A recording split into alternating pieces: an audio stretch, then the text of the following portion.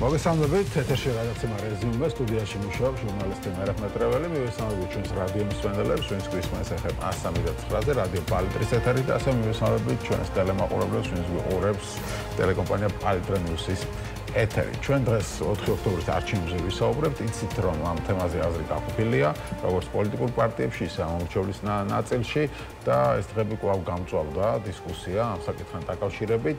განსაკუთრებით მას შემდეგ, რაც ლელოს ერთ-ერთმა ლიდერმა, სალომე სამოდაშვილმა თქვა, რომ ის ამომრჩეველი, ვინც არ წავა არჩევნებზე 4 ოქტომბერს, გააკეთებს ივანიშვილის საქმეს. ეს ბუნებრივია, ამ ხალხს, ვინც ბოიკოტში არის ეწყინათ და პროტესტი გამოიწვია მისმა განცხადებამ. ირაკლი კუპრაძე საერთოდ ამბობს, რომ შეიძლება ორივე საქმე გააკეთოს ერთად ადამიანმა დილით არჩევნებზე და საღამოს აქციაზეო, ასე მოუწოდებს ის ხალხს. დღეს ჩვენ როგორც გითხარით ამ თემაზე ვისაუბრებთ. პირველ რიგში თუმარ იქნება თენგო თევზაძე, კოალიცია ცვლილებებისთვის ერთ-ერთი წევრი. მან პოსტი მიუძღვნა სალომე სამოდაშვილის ამ განცხადებას და ვისაუბრებთ სწორედ მის პოზიციაზე. გადაცემის მეორე ნაწილში კი არჩევნებში მონაწილე ერთ-ერთი პარტია გახარია საქართველოსთვის იქნება წარმოდგენილი ვიკა ფილფანის სახით, ასე რომ რეკლამის შემდეგაც საინტერესო თემები ვიყავდა. მანამდე მივესალმებით თენგოს გამარჯობა. მივესალმებით თქვენს მაყურებელს და მადლობა მოწვევისთვის. მადლობა გადაცემაში მონაწილეობისთვის. მართლაც რამდენად შესაძლებელია რომ ასე განაწილდეს ამ ამორჩეველი, როგორც ირაკლი კუპრაძე ამბობს, რომ დილით არჩევნებზე საღამოს აქციაზე რა პრობლემაა? ხო, საინტერესო ჩემი აზრით ყველაზე ისეთი უცნაური შეთავაზება დილით არჩევნებზე მიდიოდა საღამოს რევოლუციას აწყობდებაში არჩევნების წასვლას რა აზრია კან პირიქით. ძალიან რაღაც გონი ხო ეგრეა, ხო? ხო, კი ბატონო, მაგრამ ნუ ეხა ლელოს ეხა რევოლუციის არ სჯერა და ამ აქციაზე უნდა მოუწოდოს. არჩევნებზე მისთვის უბრალოდ ერთი შეკითხვა მაქვს მერაბ და შენთან მომეცემა ამის შესაძლებლობა. 28 ოლქში, სადაც ერთი კანდიდატია ქართული ოცნების, სად უეპატიჟებით ამ ხალხს? მართლა ვარ, გულწრფელად. რეგიონებში, ხო? რეგიონი ქალაქი არ არის. არ სხვათა შორის არც ისე პატარა მუნიციპალიტეტებში მინდა გითხრა, ამომრჩეველი სადაც 50,000-ია, 70,000-ია, არ ჩამოთვლი 28-ს, ძალიან დიდ საარჩევნო ოლქებში. ეს ერთი.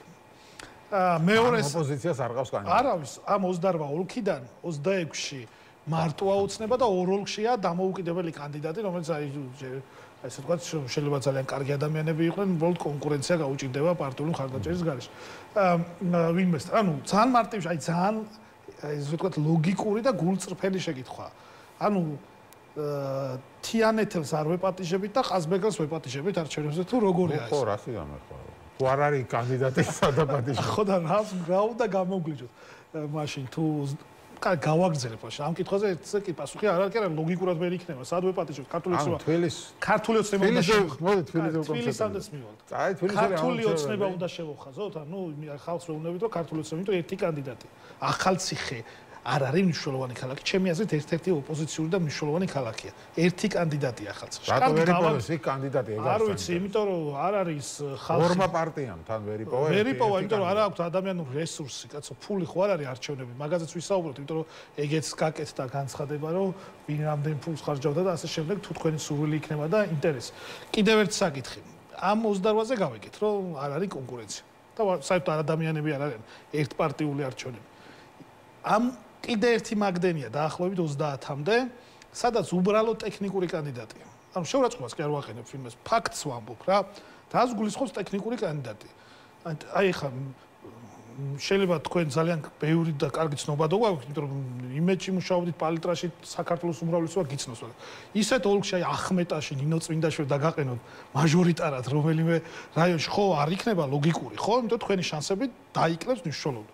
გამარჯვებს. შეიძლება იქაც იყოს ცნობადობა, მაგრამ ყავთ კანდიდატები, რომელსაც არანაირი, ანუ პლაკატის იქით პოლიტიკური აქტივობა არ ქონია რა, საარჩევნო პლაკატის იქით. არანაირი ადგილზეც არ ცხოვრობს.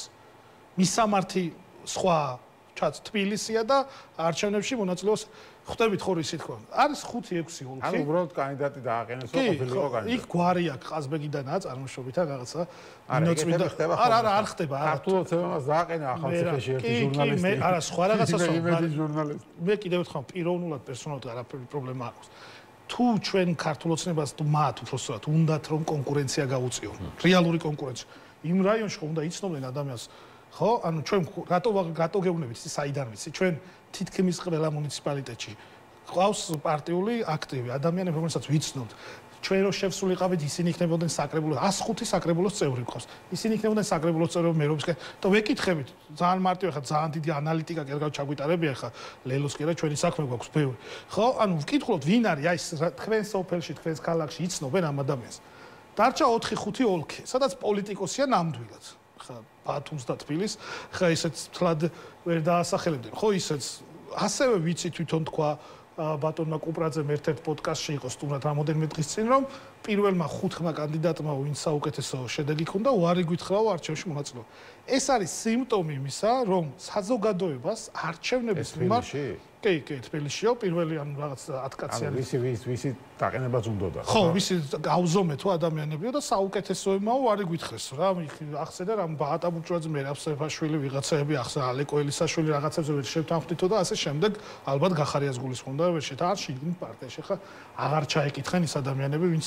მოსთანაც სტუმრად იყო ანუ რის თქმა მინდა ანუ იმის თქმა მინდა რომ საზოგადოებაში ეს არჩევნები აღქმული არ არის როგორც კონკურენტულ არჩევნებად ანუ ეს არჩევნები მიჩნეულია რომ ქართული ოცნება იყენებს იმისათვის რომ ლეგიტიმაცია შესძინოს საკუთარ ხელისუფლებას ოღონდ ქართული ოცნება ჩამოყალიბდა მიხვდა რომ ლეგიტიმაციას ვერ შესძენს აი ძალიან მარტივი მიზეზის გამო ისედაც არა აქვს ლეგიტიმაცია ქვეყნის გარეთ და არის საუბრებია ჩვენი პარტნიორები მაგრამ აი ყველაფერი რაც უნდა მოიმოქმედოს ქართულმა ოცნებამ აქედან ჩვენ რო შევხვდებით ჩვენს ევროპელ ამერიკელ პარტნიორებს ქვეყნის შიგნით მოსახლეობას პირველ რიგში ვეტყვით რომ აი 30 მუნიციპალიტეტში მარტო ოცნება რო იყო საბჭოთა კავშირის შემდეგ ესეთი რამე გინახავთ ერთი პარტიული ალბათ კი არ უნახავთ აქედან გამომდინარე ქართულმა ოცნებამ მიცის ის ლეგიტიმაციას ამ არჩევნებით ვეღარ მოიპოვებს ნულია მაგის შანსი მაგრამ ქართულ ოცნებას შეუძლია ერთი რომ მან მოახდინოს სიტუაციის ნორმალიზება ანუ 6-7 ოქტომბერს თუ მაგალითად ლელოს წევრები იტყვიან რომ ჩვენ შევდივართ საკრებულოში, იმიტომ რომ საკრებულოს სიები სადღაც აქვს წარდგენილი, სხვათა შორის რო იცოდეთ კანონმდებლობა შეიცვალა, ადრე თუ იყო მინიმუმ რაღაც 15 და 20 კაცის წარდგენა, ახლა 6 რამდენიც გაგყავს იმდეს წარადგენ და საკმარისია. თუ არ ვწდები 6 ადამიანის სიით წარდგენაც კი საკმარისია. სხვათა შორის ეს ძველი რეგულაცია რო დარჩენილიყო კანონმდებლობაში სადღაც კი არა ძირითად ნაწილში სიაც ვერ ექნებოდა ამ კოალიციას თუ ერთობას რაც არის. ანუ ეს არის რეალობა. ხო არ ვაზვიადებ, ხო ფაქტებიც ვაუბრობ, შემიძლია ამოგიღოთ ადრე მეწერა სტატუსი ამასთან დაკავშირებით, საზოგადოებას დამატებით მივაწვევთ CSKO-ს ვებგვერდზე და ვინ სად არის კანდიდატი და ასე შემდეგ. აქედან გამომდინარე ეს არჩევნები არ და ვერ იქნება აღქმული როგორც ლეგიტიმაციის წყარო. ეს არჩევნები შესაძლებელია გახდეს მხოლოდ ნორმალიზების შესაძლებლობა. მაგრამ აქ ვართ ის ადამიანები, ვინც ვართ წინააღმდეგობაში, ბოიკოტში, რეჟიმთან არ თანამშრომლობაში და არ გაუცრუებთ საპროტესტო საზოგადოებას იმედს. და ეს საპროტესტო საზოგადოება ვინმეს ექსკლუზიური რაღაც ჯგუფი კი არ არის. ეს არის ის საზოგადოება, რომელიც ქართული ოცნების წინააღმდეგია და აუცილებლად ოპოზიციას მისცემს სამართლიან არჩევნებში და დაუჭერს მხარს. ხო და მოვიდესო კუპრაძე ამბობს, მოგცენ ხმა და საღამოს მეც მოვალო მე არჩევნებზე. ხო ეხა უკვე რიტორიკულად რიტორიკა ამ თქვენ შეკითხვას მე განმეორებას რიტორიკულად ჩავთვლი, იმიტომ რომ დაახლოებით 10 წუთი 5 წუთი მაინც ვცვლი. არა, გავიგე, მაგრამ ეს რატო არ შეიძლება თბილისში გაკეთდეს? ამაზე პირდაპირ პასუხი არ გაგეცია. არ შეიძლება. ანუ ვის ეხა კუპრაძე არ ყავთ საკმარისი კანდიდატები, გავიგე, ყველაფერი მაგრამ თბილისში ხო ყავთ და აი მოდითო და საღამოს წადით რევოლუციამა გადამაგდეთო საღამოს ხო? რევოლუცია აქციაზე გამოდითო რა. ხო, ცოტა სასაცილოა. რა უნდა გავაპროტესტონ, რომ კუპრაძე რო გამოგლეჯს არ ვამბობ კიდე რაღაცა ცუდი გაგებით, ძალიან კარგია, უნდა გამოგლიჯოთ ამათ ხელისუფლება დიახ. თბილისს რო გამოგლეჯ საღამოს 8 საათზე კონტრ გამოგლეჯვა უნდა გაკეთდეს თუ რა ხდა. აი, მოდი ამ ჩვენ საპროტესტო ამორჩევს, ჩვენს ამორჩევს.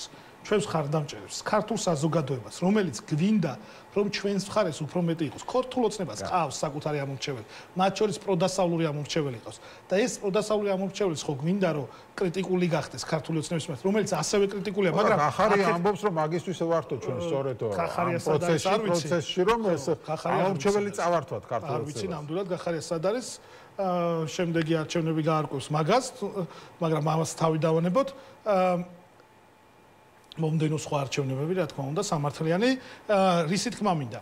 უყურეთ, ჩვენ ხო ამ ადამიანებს, ქართული ოცნების ამორჩეველი, ჩვენ მხარეს ხო უნდა გადმოვიყანოთ, კიდევ უფრო მეტი რო გავხდეთ. კი, ჩვენ ახლა უმრავლესობაში ვართ, ამას ბევრი კვლევა არჩევნები და ასე შემდეგ აჩვენებს, მაგრამ კიდევ უფრო მეტი უნდა კრიტიკულად მეტი უნდა გავხდეთ, რომ ქართული ოცნებამ უკან დაიხიოს, ხო? და ამის საპასუხოდ რას ვთავაზობთ, რომ მოდით არჩევნებზე და ქართულ ოცნებას დაუჭირეთ მხარი.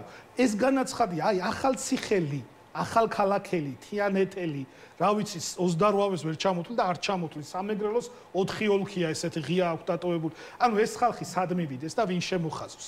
ან რომ მივიდეს და გააპუჩოს ბიულეტენი, რა აზრი აქვს ამ ბიულეტენის გაპუჩებას და საერთოდ მისვლას ამარჩევნებს. ამიტომ ჩვენ ის კი არ უნდა გავაკეთოთ, რომ სხვისკენ გავიშვიროთ ხელი.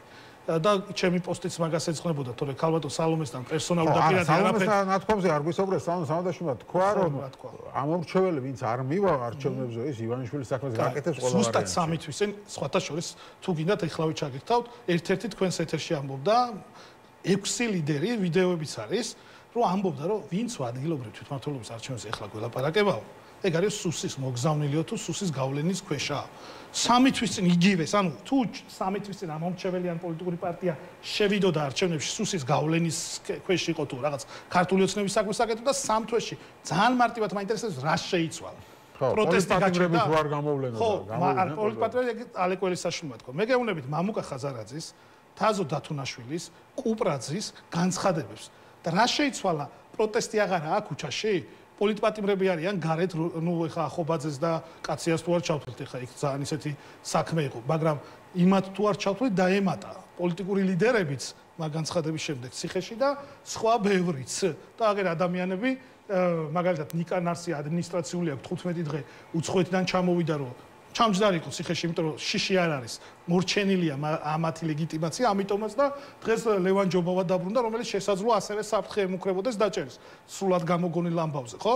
ადამიანები უცხოეთიდან ბრუნდებიან, მოქალაქეები, აქტივისტები, ვინც არიან წინააღმდეგობაში, რომ იმიტომ კი ვინმე ციხეში ჯდომა უხარია. არ არსებობს, მე არ ვიცნობ ადამიანს, ვისაც ციხეში ჯდომა შეიძლება უხაროდეს, როცა თავისუფალი ადამიანია მით უმეტეს, მაგრამ ამ ადამიანებმა იციან, რომ ეს რეჟიმი და ამ რეჟიმის მიერ მიღებული გადაწყვეტილებები არალეგიტიმურია, ეს სასამართლოს იქნება, თუ CSKOS გადაწყვეტილებებს აი ვის არჩევნებს შევდივართ. აი როგორი სიტყვებით ლანძღავდნენ და სხვათა შორის მათ ჩემი მეგობრები არიან, მათ შორის ლელოში. და ჩემი მეგობარი, რომელიც ლელოშია, მის სახელდაგვარს არ დავასახელებ, რამეც შარი არ მოდოს მერეც თავიდან. მისი განცხადების გამო კალანდარიშვილს დაუნიშნეს დაცვა. და პროპაგანდისტული მედია ამბობდა, რომ თავდასხმას უპირებდნენო იმას კალანდარიშვილს და ასე შემდეგ და ის ხალხი ამბობდა გახსოვთ ხო ალბათ კარის გამოგლეჯას ცდილობდნენ კალანდარიშვილს რომ და ეს ადამიანები რომელიც ამბობდნენ რომ კალანდარიშვილს არჩევნების ჩატარება კი არაო რაღაც კორპუსის ამხანაგობის თავმჯდომარეთან უნდა დაინიშნოს ამ სიტყვებით ამბობდნენ ზუსტად ამ მის დათვლა და არჩევნებში შედიან სადაც ერთი ნეიტრალური დამკვირვებელი არ იქნება ერთი ნეიტრალური დამკვირვებელი არ იქნება შეგიძლიათ მითხრათ ნეიტრალური დამკვირვებელი რომელიც ლელოს მხარეს კი არ დაიჭერს ან ოპოზიციის მხარეს გასაგებია ეს ყველაფერი არგუმენტები გასაგებია მაგრამ მათი კონტრარგუმენტი არის რომ ნუ აბა რა გავაკეთოთ მაშინ არგით ახლა მაგაზე ვისაუბროთ რა უნდა გავაკეთოთ 4 ოქტომბერის რევოლუციაც არ მოგწონთ არ რევოლუცია არ მოგწონთ რომ არაფერი შეიძლება კარიერის დასახელება რაღაც ანუ თქვენ არც იქეთ ხართ არც აქეთ ხართ ეს თქვენ რას თქვით ახლა არის უტრირებული შეკითხვა გეტყვით ჩვენ ყველა დღეს პროტესტში ვიქნებით მანამდე 27-ში ძალიან მნიშვნელოვანი პროტესტი იქნება 4-ში ვიქნებით ძალიან ბევრი ახლები ჩვენ ვართ ერთადერთი კოალიცია ახალი გირჩი დროა რომელიც არის კოალიცია და ყველაზე მეტი ადამიანური რესურსი ყავს შენარჩუნებული ანუ ადამიანების პარტიული უჯრედები კი არ შევინარჩუნეთ და რაღაცა სიგიჟეებს ვლაპარაკობ ადამიანური რესურსი შევინარჩუნეთ მათ შორის რეგიონებში და ჩვენ ბევრნი ვიქნებით და საზოგადოება ამას ნახავს 4 ოქტომბერს, მაგრამ 4 ოქტომბერს ყავს ორგანიზატორები. როგორც მაგალითად 13 სექტემბრის აქციის თანაორგანიზატორი ვიყავით ჩვენ, ასევე 4 ოქტომბერს ყავს ორგანიზატორები. ჩვენ აქციაზე ვიქნებით, იმიტომ რომ ამ ორგანიზატორებმა ამ სახალხო აქციაზე ლელოც იძახეს ჩვენს ვიქნებით. მივიდეთ კაცო, მე ხო არ უშლი ლელოს, მოვიდეს, მე არ უშლი. მოვიდეს. არა, ისინი იძახიან ვიქნებით. როგორ უნდა მოვიდეს 4 საათზე აქციაზე, თან 4 საათზე არჩევნები აქვს და უნდა მოიგოს. აი რაღაცა მართლა აი როგორია ხალხი გვიყურებს. მე მაგალითად ძალიან გულწრფელად გეტყვით რომ ძალიან დისკომფორტი მაქვს იმაზე საუბარზე ეხლა და სხვა ეთერშიც ვიყავი იმ დღეს ფორმულაზე რომ 4 საათზე არჩევნები მიდის, წესით უნდა მიდიოდეს გახურებული ბრძოლა სამართლიანი არჩევნების პირობებში, იმიტომ რომ 4 საათი თითქმის გარდამტეხი პერიოდია, უკვე გამოჩნდეს უნდა სამართლიან არჩევნებში ვინ იმარჯვებს. და ისინი ახლა მოიხსნებიან უბნებიდან, წამოვლენ, აი ხოს, რავი, ჩემი აზრით სიგიჟესთან მიახლოებულია, არა რაციონალურ პოლიტიკურ აზროვნებასთან, რამე ცოტა სიგიჟესთან მიახლოებულია, იმიტომ რომ ეს აქციაც 4 საათზეა დაგეგმილი. რა ვიცი, თუ გადაუწევენ ორგანიზატორები 1-2 საათს მისცემენ კიდე რომ ასე ვთქვათ მეტროს, რა ვიცი, მათი გადასაწყვეტია, მაგრამ 4 ოქტომბერთან დაკავშირებით ჩვენ აუცილებლად ძალიან ბევრი ვიქნებით, აუცილებლად ვიქნებით ყველა გარეთ დარჩენილი ლიდერი, ვინც არის ახლა პარტიაში, კოალიციაში, ყველა იქნება ადგილზე, ძალიან ბევრი ვიქნებით. ამასთან ერთად უბრალოდ ამ აქციას ყავს ორგანიზატორები, ჩვენ დაველოდებით ორგანიზატორების პოზიციას, მოწოდებებს და არა, უკვე თქვენი რაღაც ამ რუიანი ახლა იყო ხო ეს ამ აქციის დისკრედიტაციის ცდილობები, ახლა თქვენი პარტია ზუსტად შეიძლება არ ვიცი, არ მახსოვს, მაგრამ რუიანში შემოვალი პარტიების და ლიდერების გარო, აი რაღაცა ეს არის არასერიოზული, ეს არის ასე ხა ამომრჩევლისთვის რაღაც თვალში ნაცრი შეყრა, ეს არის რაღაც გიმედგაცრუება იქნება. კი, შეიძლება იყოს გიმედგაცრუება, ასე შემდეგ და ნუ ბევრი კრიტიკა შეხვდა წინა სამწუხაროდ თქვენი მხრიდანაც ესეთ თავდასხმა. არ ვიცი, ანუ კიდევ ერთხელ განმეორდებით. არც ერთ აქციას ჩვენ პარტია ახალი თავს არ დავსწვივართ, პირიქით ჩვენ მივიღებთ ყველა მნიშვნელოვან აქციაში მონაწილეობას. აი, მაშინ ასე გითხავთ ახლა. აი 4 ოქტომბერს გამოცხადება რომ აი იქნება დღეს დასრულდება ხელისუფლება რაღაც 8 საათზე გადავიბარებთ ასე შემდეგ. გამართლებულია თქვენი აზრით თუ არა? თუ ორგანიზატორებს აქვთ კონკრეტული გეგმა და იციან როგორ უნდა მიაღწიონ მიზანს არის გამართლებული, რა თქმა უნდა, და თუ ბიძინა ივანიშვილი დაქოქავს თვითონავს და გაიქცევა როგორც ამბობენ, ხოლოდ მივესალმები და გულშემატკივრად. არა, ხო და მაგას ორგანიზატორები ამბობენ რომ ამის შესაძლებლობა დიდია, თუ არ იქნება ეს ესე დაშვების დონეზე დაუშვათ, ხო ორგანიზატორები რაზდებიან სხვათა შორის რომ ამ დაშვებას ვაკეთებ, მაგრამ 1% რომ როგორც გამომგლეჯა უნდა ისინი ამბობენ რომ უეჭველად ვიგებთ თბილისო და ესენი აქეთ მხარეს ამბობს რომ დიდი აქცია მნიშვნელოვანი რომ ბიძინა ივანიშვილმა დაქოგოს თვითონ თითო პროცენტი რომ დაუშვათ ორივე მხარეს, ხო დაშვების დონეზე. დაშვების დონეზე რომ დაუშვათ ნიშნულ 1% მაინც რომ შეიძლება იმ 4-ში არ მორჩეს, ან 5-ში მორჩეს, ან 6-ში, ან მანამდე რაღაცა საქართველოს რემონ კიდე უფრო დიდი შეცდომა დაუშვას და შეიძლება ეს გახდეს საფუძველი მისი უკან დახევის, ამისთვის ჩვენ უნდა ვიყოთ მზად და ამისთვის უნდა ავიღოთ ამაზე პასუხისგებლობა.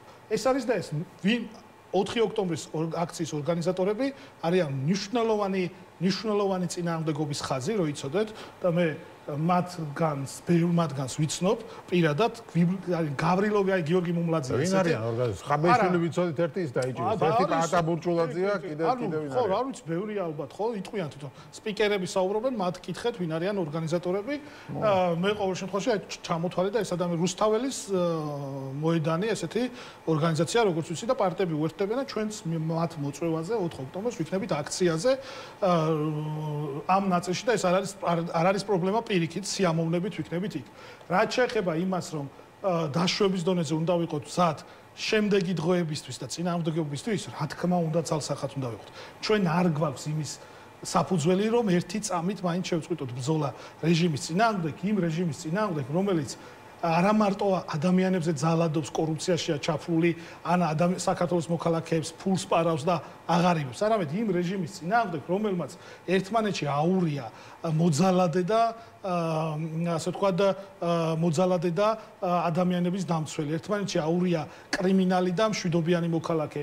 პირიქით ვის იარაღს წაართვებს, იმას ედავებიან, რომ შენ დანაშაული ჩაიდენო და ვიღაც ნაძილები, ვინც იარაღით დარბიან შუა ქალაქში და მშვიდობიან მომიტინგეებს შეურაცხყოფას აყენებენ, ისინი ასე ვთქვათ და წახალისებული არიან. რა, კახა კალაძემ ქალებზე მოძალადებს ხელი არ დააფარა და არ გაუშვა? იმ კითხვაზე მაინც მინდა კონკრეტული პასუხი, თუ არჩევნები არა, რევოლუციაც არ გამოდის, რა ხდება, მაშინ რა?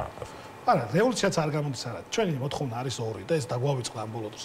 ქართული ოცნება უნდა წავიდეს ხელისუფლებიდან არჩევნების გზით, სამართლიანი არჩევნების გზით და ამის პროტესტის მოთხოვნაც ეს არის და პოლიტპატიმრები განთავისუფლდეს.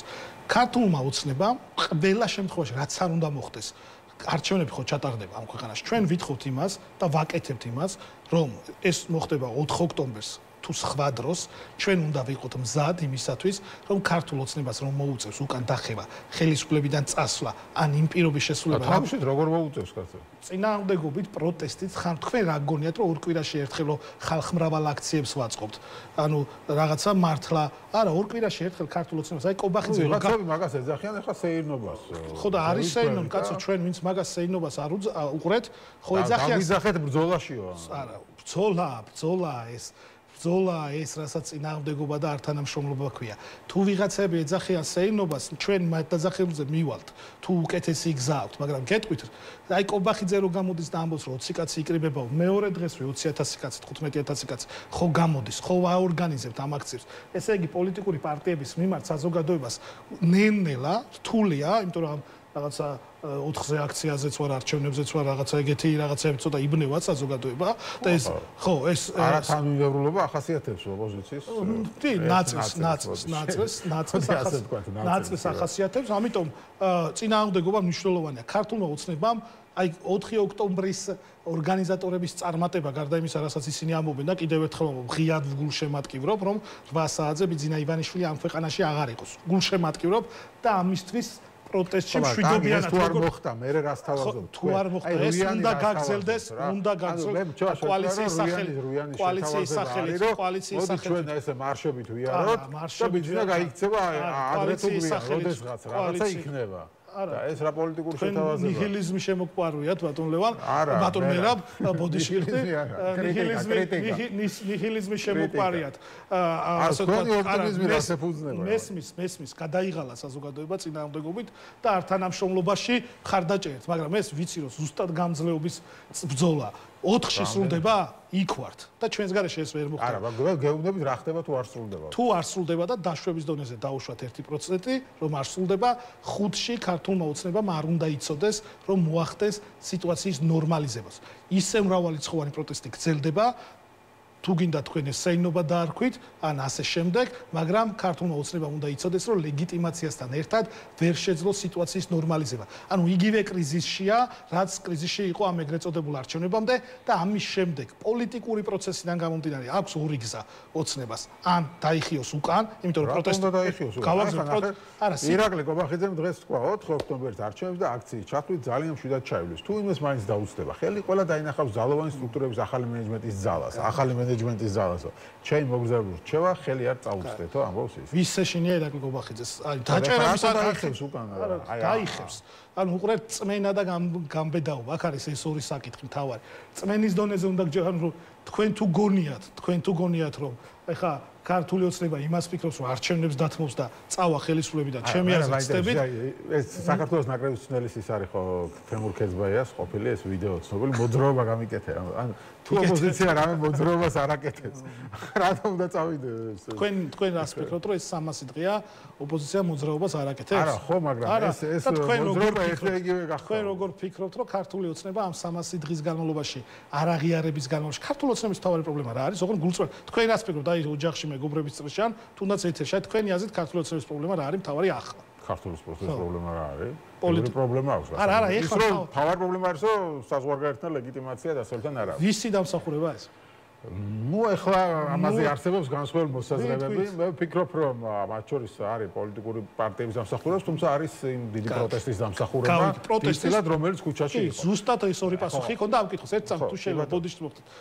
კი, პოლიტიკური ერთი წამი არ არის გავლი როგორ არის კაცო ლეგიტიმაცია შეიძლება მოიპოვოს ხვალ თუ აპოლის საკრებულოში შეხვალ და აი პარლამენტში შეხვალ აი გავაგზავნე ამის შენარჩუნება მნიშვნელოვანია მაგრამ შემდეგი რა უნდა გავაგზავნე მეორე მთავარი საკითხი პირველი პრობლემა არის ლეგიტიმაცია და ეს არის დამსახურება ოპოზიციის და პროტესტის მეორე საკითხი მეორე მთავარი პრობლემა რა არის შეგიძლიათ მითხრათ ლეგიტიმაციის შემდეგ ქართული ოცნებით მეორე მთავარი პრობლემა. ნუ ასე და რიგრიგობით ახლა არის თქვენ როგორ გავხსენებთ, მაგრამ ნუ შეიძლება ვთქვათ ის რომ ქვეყანაში ვერ მოახდინა სიტუაციის ნორმალიზება. ვისი დამსახურება ეს ნორმალიზება? მე ვფიქრობ რომ ხალხის ვინც ქუჩაში დგას. კარგით, ეს ხალხი ოპოზიციის ნაკლებად ამ შემთხვევაში.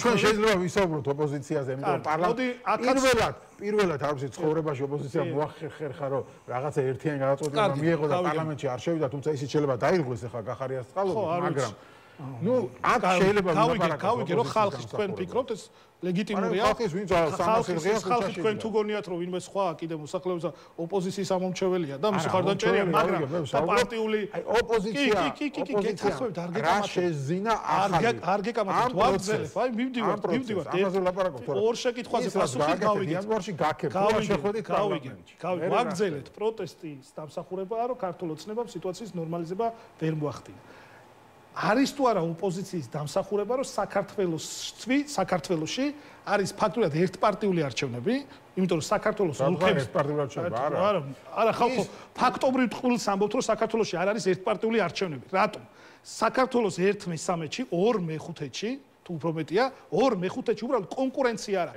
და არა როგორ შევიდა არა 16 პარტია შევიდა ფურცელზე არის კიდევ გაჩვენოთ მნიშვნელოვანი პარტიები ვაშაძეს პარტიამ როსიაც ნომერი წაართვა საარჩევნო დღეს როგორ მღეროდნენ საპარლამენტო პარტიებზე ხო და ეხლა რა საპარლამენტო პარტიებია მაგრამ ეს არის ანუ ვინც გადალახეს ბარიერი ანუ ვინც თავარი მოთამაშეები იყვნენ ნახეთ მე რას ვამბობ როდესაც ეს გააკეთა ოპოზიციამ როცა ერთიანად მოახერხა რაღაც გადაწყვეტილების მიღება და არ შევიდა პარლამენტში ეს იყო მნიშვნელოვანი შეიძლება უპრეცედენტო ამბავი იმიტომ რომ ასეთ რამ 2008 წელსაც ვერ მოახერხა ოპოზიცია ხო ეხლა მოხერხდა მაგრამ ეხლა უკვე ეს ერთობას დაიშალა ანუ ერთობა აქ არ არის საუბარი იმაზე კოალიციაზე მიხდი გასაგებია საუბარი რომ რაღაცაზე ტაქტიკურ თუ სტრატეგიულ საკითხებზე არსებობდა ერთობა და ეს ერთობაც აღარ არსებობდა მიუხედავად ხო და ჩვენი ამოცანა შეიქმნა ეს ოღონდ მეორე პრობლემაში და ამ პასუხისგებლობას მაგალითად კოალიციაცულებისთვის აიღებს თავზე რომ სიტუაციის ნორმალიზება ვერ მოახდინოს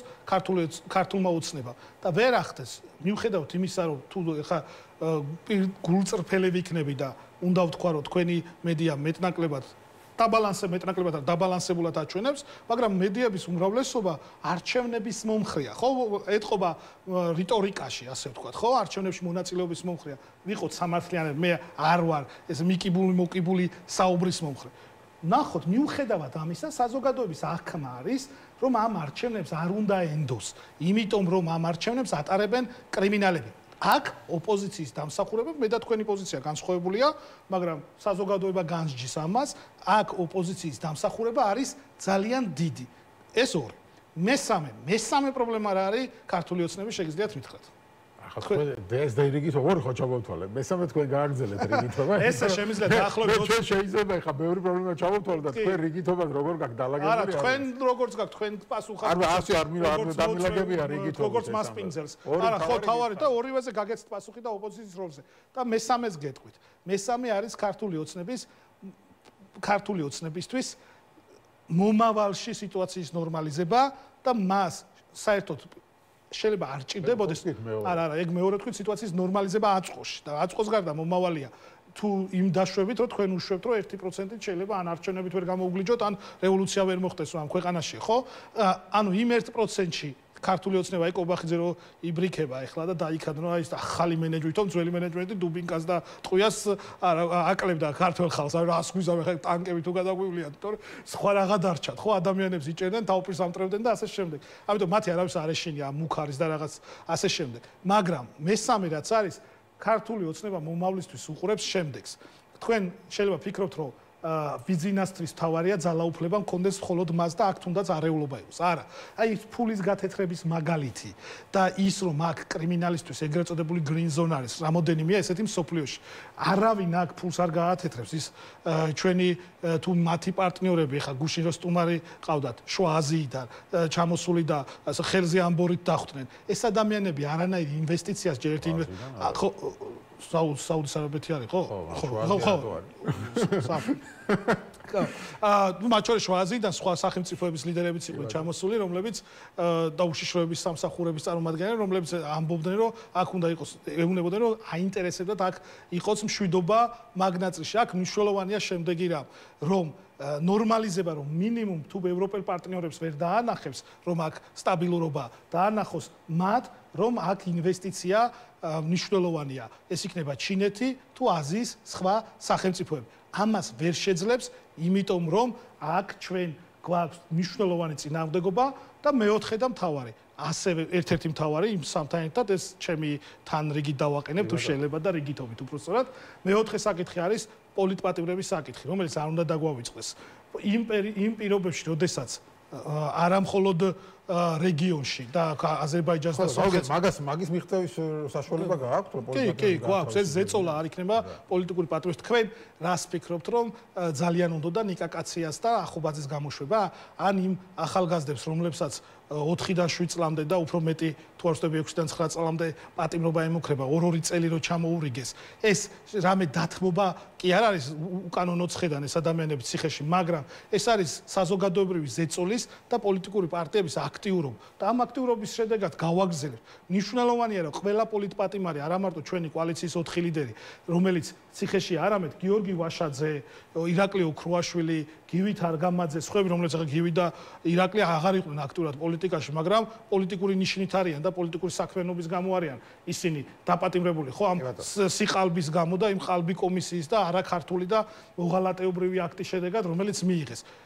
და ასევე ძალიან მნიშვნელოვანი ბოიკოტში მყოფი ოპოზიციების გაუქმება ეს არის ერთ-ერთი ამოცანა ქართული ოცნების და სხვათა შორის მე ქალბატონ სალომემ იმ განცხადებაზე არ გაუბრაზებული ვარ, იმიტომ რომ არაერთხელ მომისმენია ლელოს წარმომადგენლებს გაუბრაზდი იმაზე. ჩვენ ძალიან გადავაჭარბეთ, უბრალოდ ერთი მაყურებელი გვეკითხება, რომ თუ 4-იო ვერ გამოგლიჯეს ვერც რევოლუცია მოხდა და დაინიშნა მეორე ტურიო, კალაძე კუპრავაო. მეორე ტურში მაინც დაუჭერენ და თქვენ აგონიათ ჩვენ სულ სპეცოპერაცია პირველ ტურში გონია და მეორე ტურში არა იმიტომ რომ ჩვენ ამ არჩევნებს არჩევნებად არ აღვიქვავთ ამ სპექტაკლში აი თქვენ რასაც ამბობთ ეს იქნება სპექტაკლი და ამ თეატრალიზებულ სპექტაკლში ჩვენ მონაწილეობას არ მივიღებთ არც ერთ შემთხვევაში და ჩვენ ამ მომჩევრს რა თქმა უნდა თქვენის ეთერითაც მოუწოდებთ რომ არ მივიდენ არჩევნებში ვინაიდან არ გავაკეთოთ ქართული ოცნების საქმე და არ მივცეთ მას ნორმალიზების შესაძლებლობა მადლობა დიდი თევზაძე კოალიციას ცვლილებებისთვის ერთ-ერთი წევრი იყო ჩვენი სტუმარი დაგვალოდეთ რეკლამის შემდეგ უკვე არჩევნებში მონაწილე პარტია შემოგვიერთდება გახარია საქართველოსთვის წევრი ვიკა ფილფანი იქნება ჩვენი სტუმარი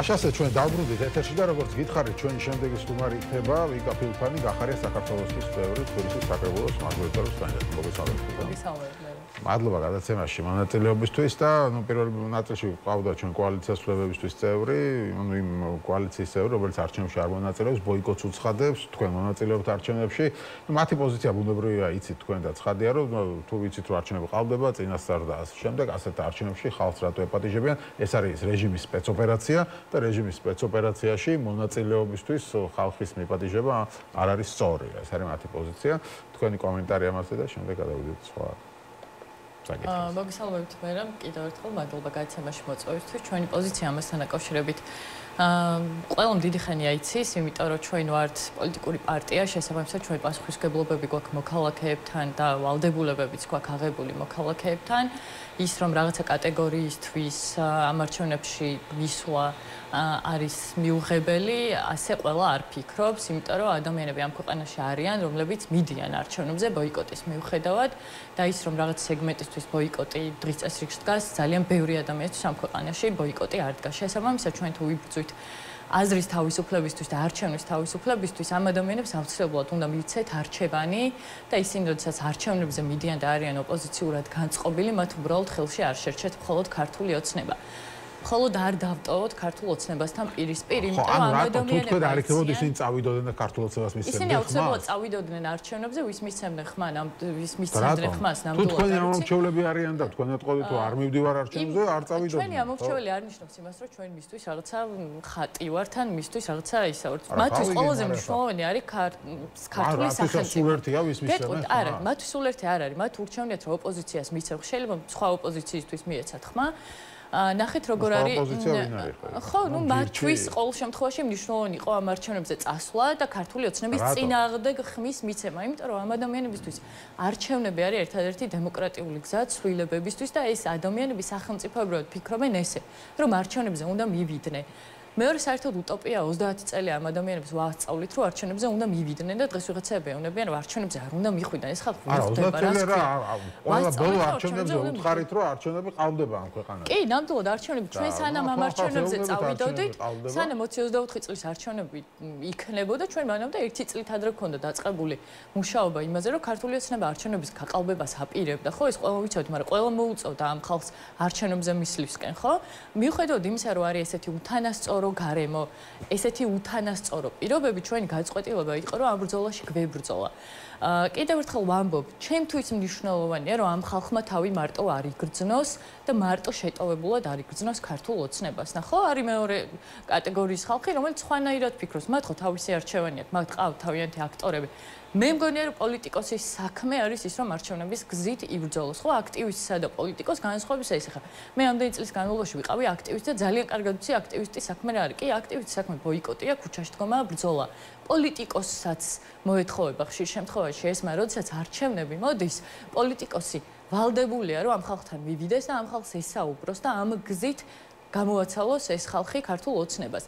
მე გასაღებს ქართული ოცნების დამარცხებისას ერთადერთ ვხედავ იმაში, რომ ის 30%, რომლის მხარდაჭერაც მათ აქვთ მოპოვებული, ხო, ნაწილი არის ვისაც შანტაჟით იპოვებენ, ნაწილი არის ვინც კორუფციაში ყავთ ჩართული, მაგრამ ნაწილი არის ვისაც იდეოლოგიურად ზემოქმედებენ. მე მგონია, რომ ჩემი ვალდებულება იდეოლოგიურად ვისაც ზემოქმედებენ, ეს ხალხი გადმოვიბირო ჩემსკენ, გადმოვიბირეთ მე.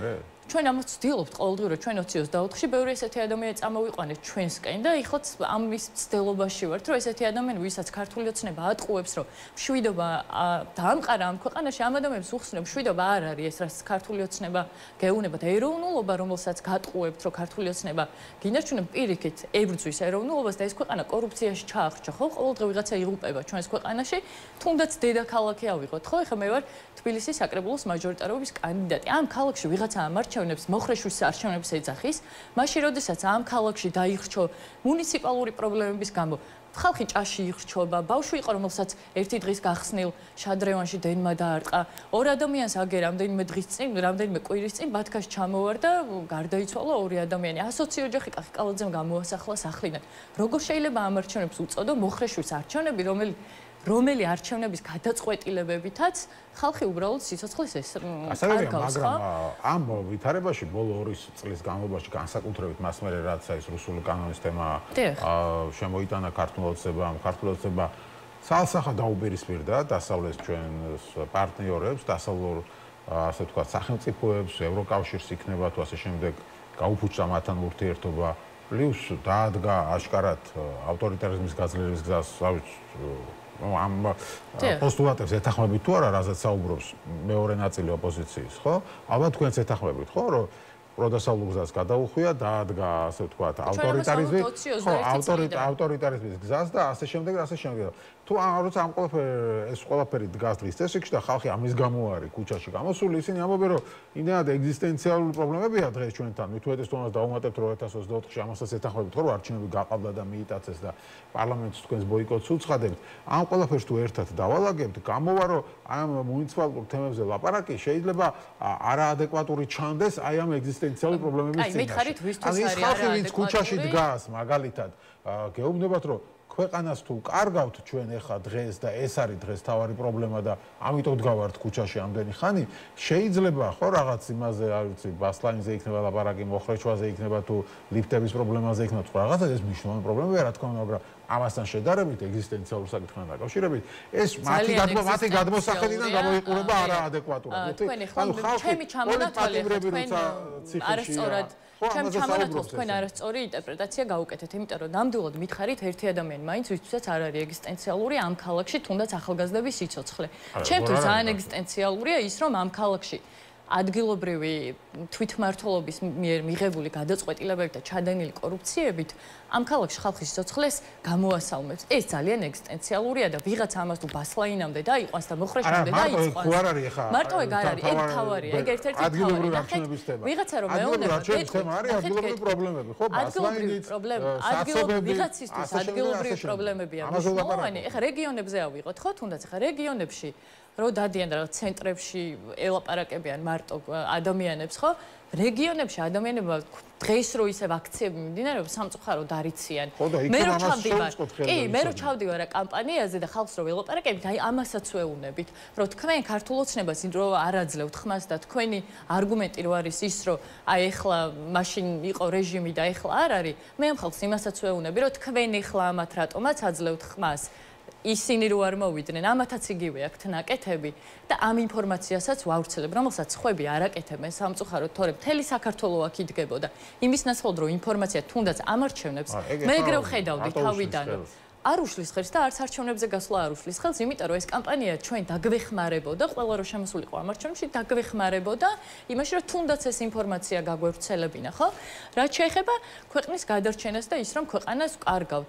ქვეყანას რომ ვკარგავთ, ამიტომ არის ჩემთვის მნიშვნელოვანი, რომ ბიძინა ივანიშვილს როგორღაც რაღაცა ნაწილი მხარდამჭერების წავართო, რომ მე გამიადულდეს ამ ქვეყნის უკან დაბრუნება. მე თუ ბიძინა ივანიშვილს მხარდამჭერებს არ წავართმევ, ვიქნები ძალიან დიდი ხანი ქუჩაში, ხო? ხშირად არის ხო საუბარი ახლა ჩვენს მიმართ წამოსულ მხარდამჭერების წართვა შესაძლოა მხოლოდ მუნიციპალურ არჩევნები არის ამის ერთ-ერთი გზა. არჩევნები არის ამისთვის ერთ-ერთი გზა, ხო? ანუ სხვა გზა ქუჩაში ვიდექით ამდენი თვე მერაბ, ხო? ანუ რა ვიცი დეკემბერში რაც მოხდა, მაგაზე მეტი რაღა უნდა მოხდეს ქუჩაში, რომ ვიღაცა მხარდამჭერმა ამაზე თქვას, რომ აი ესენი ცუდები ყოფილან და ამიტომ უნდა წავიდნენ, ხო? რამდენმა პროცენტმა თქვა თქვენი აზრი. ეს ხო სადღაც უნდა დაკონვერტირდეს. ხედავენ კორუფცია არის, ხედავენ რომ ხალხი იღუპება ამის გამო, ბავშვები დაიღუპა იქ ვაკის პარკში გოგო მოკლას, ესენიც ხო დახრეს, მაგრამ მაინც უჭერენ ხარს ქართულ ოცნებას. ამის მიუხედავად უჭერენ ხარს ქართულ ოცნებას, ხო? ხო და ჩვენ ხო იმისთვის ვართ, იმიტომ რატომ კითხვა რომ შევაბრუნოთ, რომ მეტი რაღა უნდა მოხდეს ქალაქში, რომ აღარ დაუჭირო მხარი ქართულ ოცნებას.